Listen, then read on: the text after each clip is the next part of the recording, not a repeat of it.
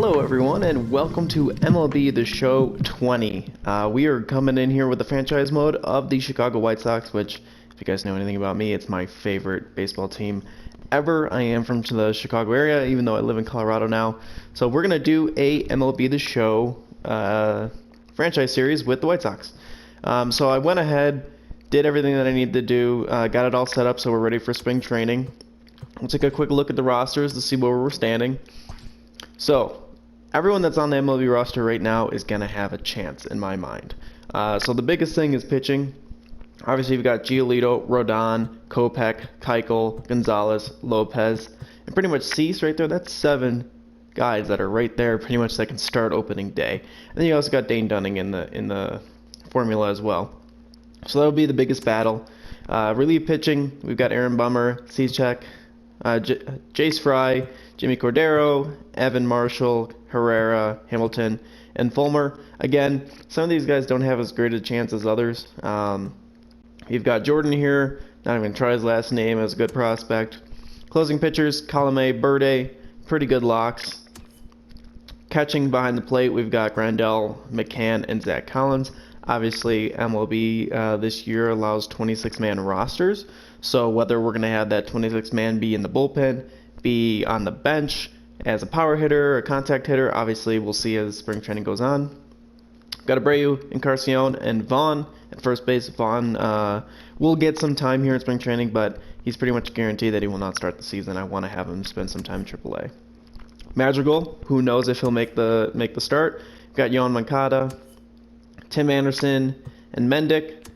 In the outfield, we've got Eloy Jimenez, Nicky Delmonico, Luis Robert will be starting center field, Lori Garcia, Basabi, I think is how you pronounce his name, Nomar Mazara, and Blake Rutherford. So that is where we're standing as we go into spring training. I'm just going to pretty much do what I do going through spring training. I'm not going to simulate it for you guys. Basically just going to go ahead and simulate it on my own, make the roster decisions, and then we'll come back. And then in this episode, we'll also be playing opening day, which should be against the Kansas City Royals. And obviously, right now in real life, we've got the coronavirus, so right now there's no sports. So hopefully you guys can follow along and get your baseball fix out of this. So let's go ahead and get started and see how our first year goes. Alrighty guys, we have made our roster choices, and we're going to go ahead and go through them real quick with you. So our starting rotation is going to be Lucas Giolito, Rodon, Keuchel, Gonzalez, and Cease. So as you can see their stats on the top. Cease didn't have that great of a spring training. Michael Kopech and Ronaldo Lopez did not either. And the reason why I'm going to keep Cease on the roster is because I can send Kopech and Lopez down, no issues. I cannot with Dylan Cease. If I put him down, he's going to be put on waivers, and he's going to get claimed. So right now we're going to keep him in the majors. When we look at relief pitchers, we got Bummer, Cishek, Jace Fry, Cordero, Herrera, and Fulmer. Did actually surprisingly really well. Evan Marshall is going to be the odd man out. He had about a 5-something ERA. Hamilton obviously got sent down as well. I like Evan Marshall in real life, so it's a little unfortunate, but as the season goes on, we can see what we need to address. Along with Colome and Birde. So we are going to have our 26th man is going to be a relief pitcher. Obviously, real life, I think we're going to use that as a hitter, but we'll see. First base, catcher, we've got Grandel, McCann. Collins is going to be in AAA along with this prospect here. First base, obviously no surprise, Abreu and Encarnacion. Vaughn is going to be in AAA to start the season. Nick Madrigal actually had a great spring training, batting 367, so he will be starting in the major leagues. Moncada will also obviously be there. Tim Anderson and Mendick. Eloy Jimenez. Nicky Delmonico actually had a really good spring. He did get beat up by a surprise candidate. Luis Robert and Lori Garcia, obviously no surprise there. And Blake Rutherford, batting 338 and 68 at bat, so it's a pretty good sample size for spring training. Played really well. Mazzara actually did not do so well, so they're going to be splitting time in right field, and that is going to be our opening day 26-man roster. So we'll go ahead and set up the roster, and then we'll get into our first game. Alrighty guys, it is opening day against the Kansas City Royals. Let's go take a quick look at what our lineups are going to look like, at least to start the season. Batting first is going to be Luis Robert, followed by Moncada, Abreu, Jimenez, Encarnacion, Tim Anderson, Yasmani Grandal, Nomar Mazara, and Nick Madrigal is going to get the start against righties.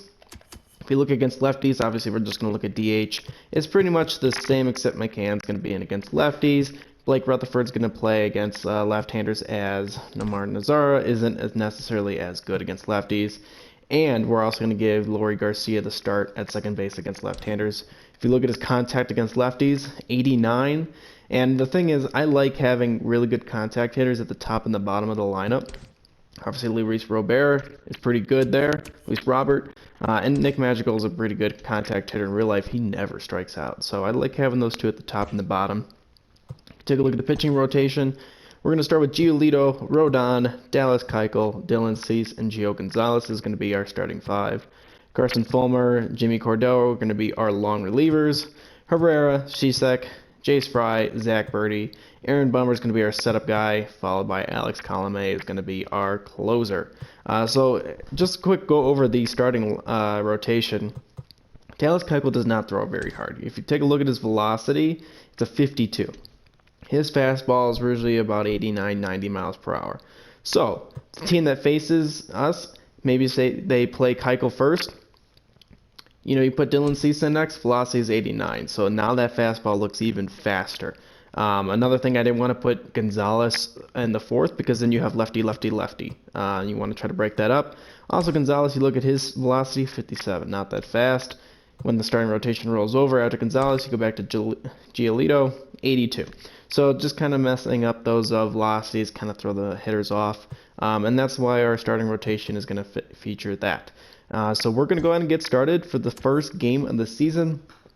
Pretty much our goals this season, we want to compete for the division. Obviously, the Twins are a really good team. So are the Cleveland Indians. Obviously, the Tigers and the Royals aren't going to be doing much. But we have a lot of room for player salary, obviously. You know, you have your big three here, but no one's making over 20 million. So we have a lot of room to navigate here and be competitive for a really long time. Now, obviously, division might not be in play. Wild card is always an option. But our biggest goal this season is we really want to make the playoffs. I want to go for the division title. We're not going to just throw away prospects, though. Actually, if you take a quick look before we get into the first game, what the top prospects even look like. So obviously we've got the 1 and 2 with Robert and Madrigal. Andrew Vaughn sits at number 5 in the league. And then pretty much we don't have much after that. We might have that one reliever prospect, possibly. No. So we're pretty top heavy with 3 in the top 5 and then nothing else in the top 50. So we do have some decent prospects throughout the organization, but none in the top 50 other than those 3 who are pretty much untouchable. So that is going to do it for this, guys. Let's go ahead and get into the first game of the season.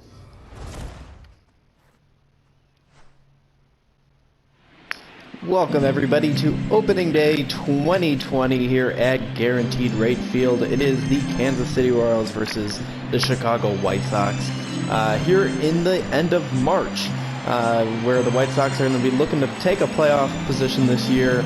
Obviously, the division is up for play between the Twins, Cleveland, and Chicago. So the White Sox are very excited to get the season started. And obviously, you can see a pretty packed stadium here today at Guaranteed Rate Field. Take a look at last year. The White Sox were 9th in, I don't know why it says NL.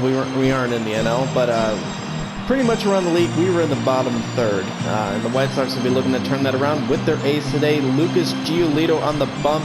He took in 2018, he was the worst starting pitcher in Major League Baseball, and then in 2019, he had a Cy Young possible season. So he was in the top of voting there. As the White Sox obviously are getting introduced here. As you can see, a lot of new names. Dallas Keuchel, Dylan Cease coming back, Nomar Mazara, Luis Robert making his Major League Baseball season debut today here against the Kansas City Royals in front of the home crowd. along with Nick Madrigal as well. So pretty exciting as we take a look at Lucas Giolito, his stats last year. As I said, 3.41 ERA, just shy of 200 innings. And take a look at that whip, 106, very good. Those walks really low. Strikeouts, 228, so he had a really good year last year. 29 starts, won 14 of them. So he's looking to put out another really good season here as Mondesi is at the bat. It is a 1-2 count to start. I'm doing quick counts because basically I don't want to spend forever playing all these games. So Lucas Giolito looking actually for the first strikeout of his season. It's going to be popped back up behind first base. Jose Abreu is going to jump all the way out into right field and make the catch for the first out of the 2020 season.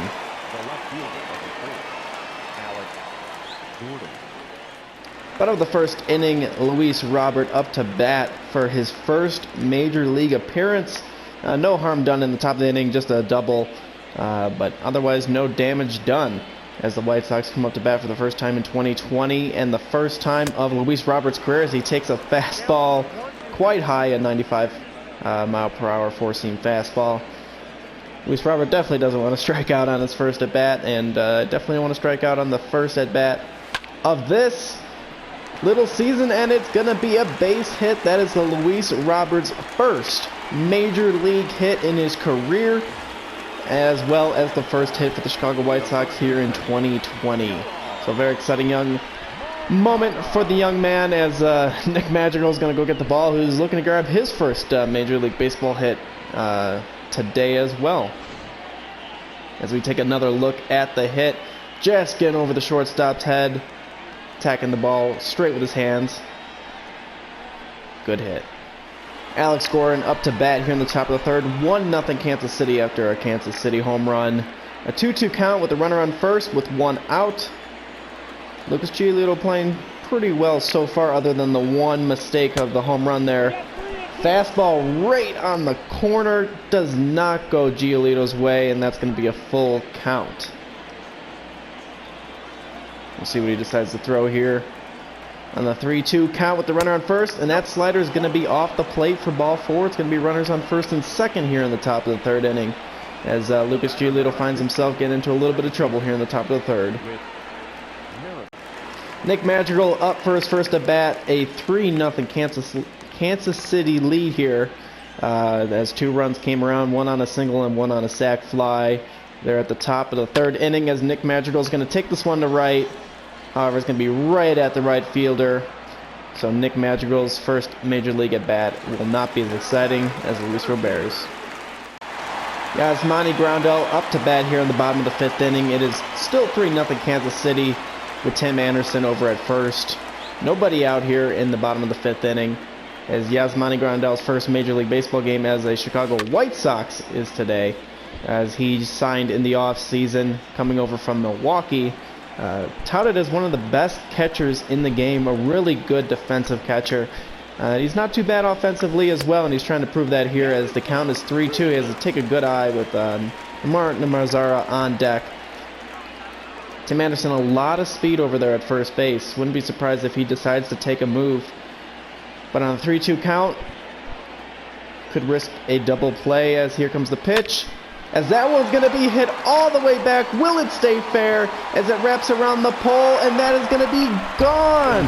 A two-run home run for Yasmani Grandal, his first as a White Sox, a 435-foot home run. As you can see from StatCast, 112 miles per hour right off the bat. So White Sox are right back in this game, down by one. So a 3-2 count. Yasmani Grandal takes it deep, wraps it right around the pole. As we take another look, looked like a fastball from Keller that Yasmani Grandal had just held back just long enough. As you can see him taking a look at that, wrapping right around the pole. It does stay fair. A pretty good home run, and the White Sox are right back in it. Hunter Dozier up here in the top of the sixth as the White Sox have tied up the game 3-3. 1-1 count with nobody out here in the top of the sixth. Giolito only thrown 81 pitches so far, so it looks like he could definitely get into the seventh, possibly get into the eighth inning if all goes well here today. as that is going to be strike two. A circle change that just drops right down in the zone. And now Lucas Giolito up with a 1-2 count. Curveball, strike three, as Lucas Giolito is going to retire the first out here in the 6th inning, and that's going to be his 9th strikeout this game. As you take a look as that curveball drops right out of the zone, Hunter Dozier can do nothing but do his best. Strike three. Nomar Mazara up to bat here in the bottom of the 6th. 2 outs, still a 3-3 tie. Mazara 0 for 2 in his White Sox debut here. Looking to break the tie. Mazara is a pretty good batter against right-handers, as he's going to ground this one right into first base for the 3rd out, bringing us to the top of the 7th inning. Top of the 7th, a 1-run home run from Franco against Giolito took him out of the ball game and has put the Kansas City Royals up by 1. Jimmy Cordero on the mound looking to bring us into the 7th inning stretch. As that sinker is going to hang up right down the middle, but Alex Gordon not able to get on top of it quick enough. Still a 1-2 count here in the top of the 7th. As this one's going to be hit towards the gap. That's going to be in there. That's going to be at least 2 bags. Mazara's going to get that ball in, and that is going to be a double. As I'm sure you guys can notice, I'm not using the new MLB mirror thing to throw the ball. I found that it just produces so many errors. It's so hard to time. So I'm just using the buttons for now until I get more practice with it. So maybe later on in this MLB series you guys will see that, but for now that's what we're going to do. We're going to keep with this top of the 7th. We're going to try to get here to the 7th inning stretch. A 1-1 count. This one's going to be fouled off to the right side. Whit Merrifield, a lot of rumors going around whether he's going to be traded, as Kansas City is obviously deep in a rebuild, and he's one of the few guys that can bring him quite a bit of talent back. But right now, Kansas City seems to be hanging on tight to their, I would say star second baseman, but it doesn't seem like they really know where they want to play him. He's playing in the outfield, he's playing at second base. You know, Whit Merrifield would probably appreciate a little bit of stability wherever he ends up playing, but this one's going to be left up, drilled into right field.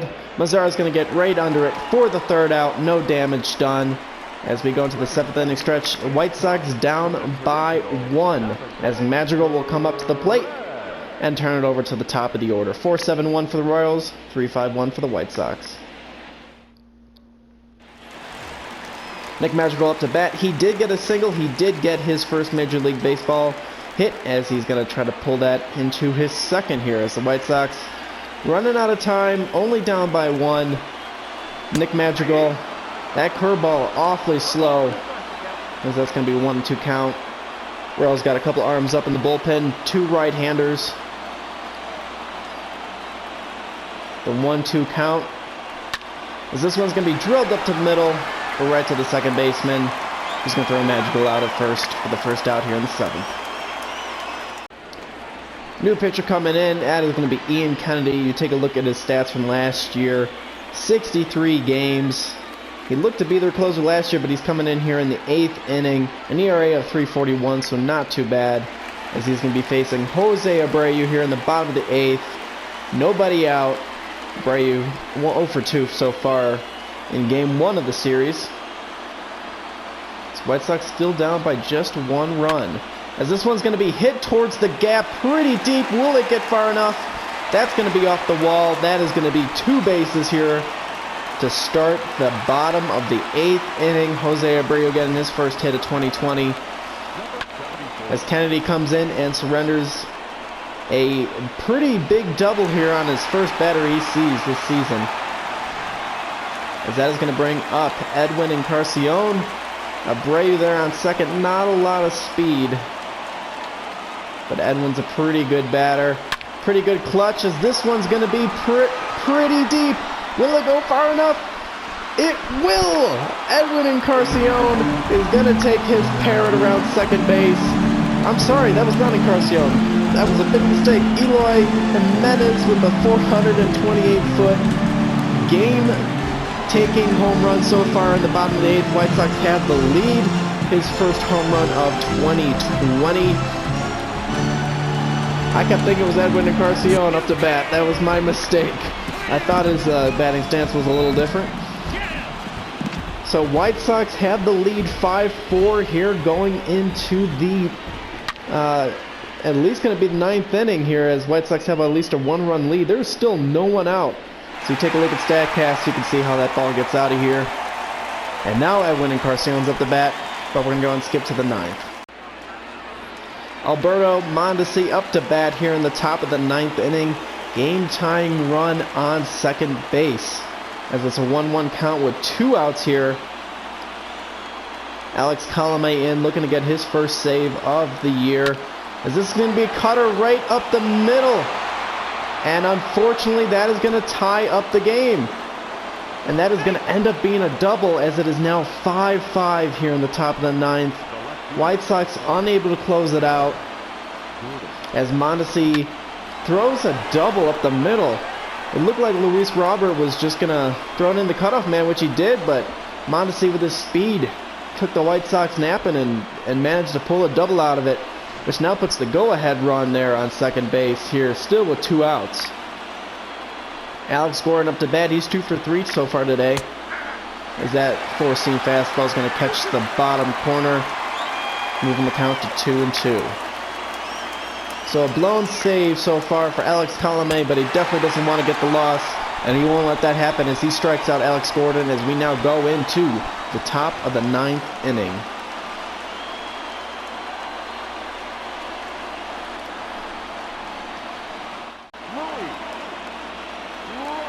Luis Robert up to bat here in the bottom of the 9th. 1 out, 2-1 count.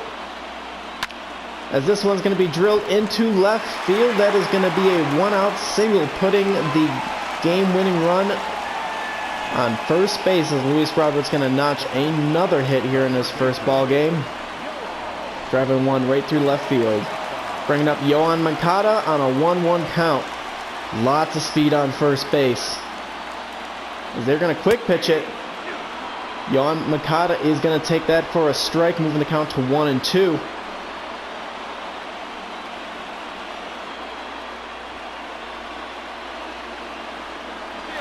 Luis Robert is off for second, as this is going to be tapped just foul. A little blooper. Luis Robert was off on that pitch, going for second. He's got the best speed of anyone on this team, trying to get in scoring position, as this one's going to be popped into right. And Luis Robert did not make the decision to get the third quick enough. It was not necessarily a hit and run, as there was a decent chance he probably would have been thrown out there, but runners on first and second, 1 out for Jose Abreu, the captain of the team, without a doubt. White Sox trying to go ahead and take game 1 of the series here. Lots of speed on second base. Luis Robert, all Abreu has to do is just get that ball on the ground in the outfield, and this could be a White Sox victory. As that's going to be knocked down, there's going to be no chance for a double play, as that is going to be 2 outs here for Eloy Jimenez, who had that big 2-run home run in the 8th to take the lead. And now he's got a chance to win the game here with runners on second and third. 2 outs here in the bottom of the 9th inning in a tied 5-5 game. As that ball is going to be inside, 3-1 the count. Eloy Jimenez has got to pitch the spare. He's going to look for what he wants, as that one's going to be grounded too short, swallowed up by the shortstop, and that is going to be out number 3. Game 1 of 162 is going to be going to extra innings, as both Kansas City, Chicago are 5-9-1 through 9.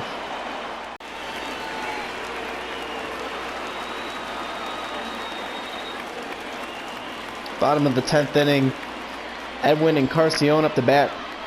1-2-3 inning in the top of the 10th for the White Sox, as the bottom of the 10th gives the White Sox an opportunity to go ahead and take game 1, as that one is going to be hit way down the line, but Edwin's going to be just a bit early, as he's going to pull that one foul and make it a 1-2 count here.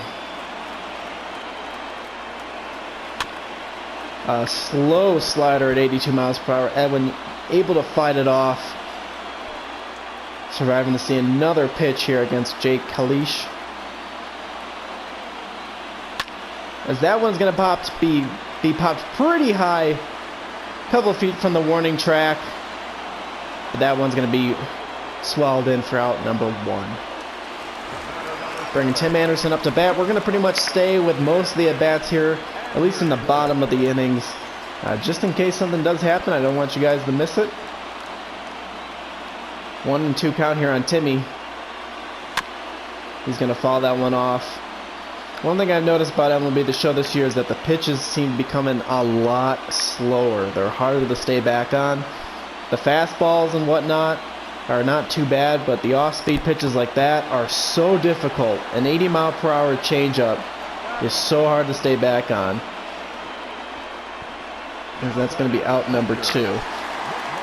Bringing up Yasmani Grandal, who's 1 for 3 with a 2-run home run in the 5th inning. Batting from the right side this time. He is a switch hitter. He's one of a few on the team. Along with Lori Garcia, Yohan Makata. That ball's going to be outside. It's going to be 2-1.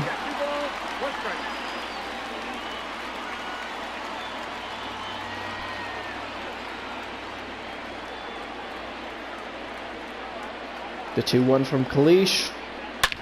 That one's going to be hit all the way back. Left field doesn't even move, as that is going to be a White Sox winner. Yasmani Grandal with his 2nd home run of the game is going to be a White Sox winner.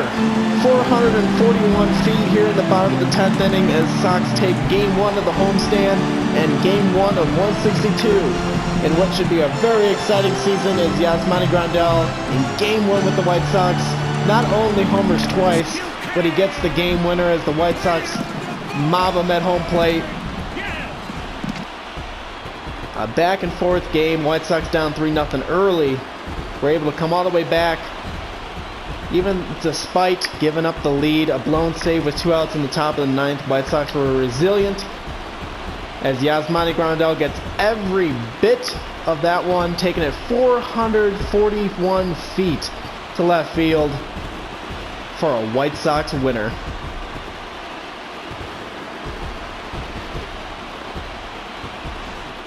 Final box score of the game is going to be 5-9-1 for the Royals, 6-10-1 for the White Sox. Yasmani Grandal, obviously the player of the game, 2 for 4, 2 home runs, 3 RBIs.